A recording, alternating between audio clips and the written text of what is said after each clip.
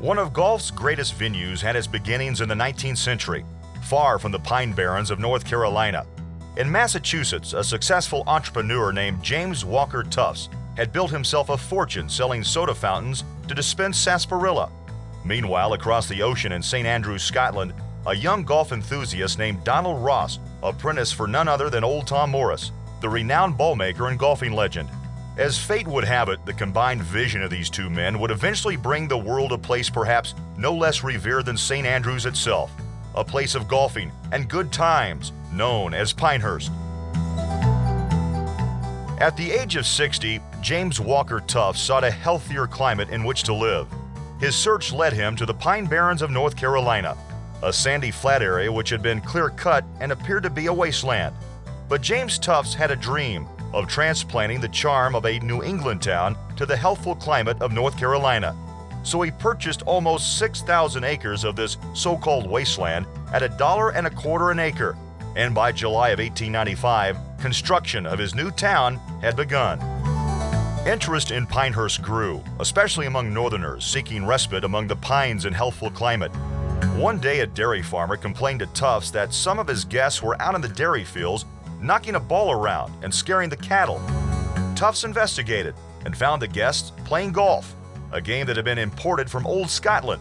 In this climate of growing interest in golf, James Tufts approached Donald Ross, recently arrived from Scotland after his apprenticeship under Old Tom Morris.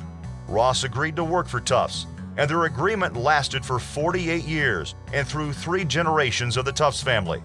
That collaboration would greatly influence the development of golf in America. The town grew. The popularity of the new town prompted Tufts to take another bold step, constructing the Carolina Hotel, the largest edifice in the state at the time, and one of the finest hotels in the South.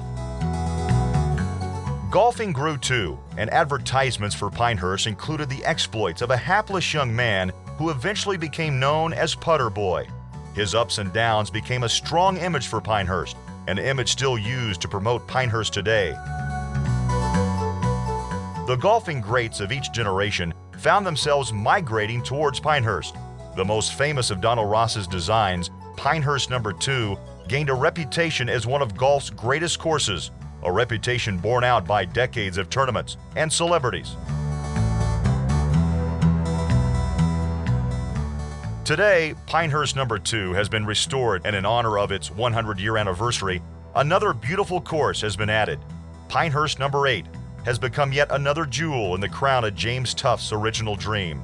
His collaboration with Donald Ross has forever influenced the tradition and heritage of golf, not only in America, but throughout the world. In 1999, Pinehurst No. 2 will host one of the world's most prestigious golf tournaments, the U.S. Open.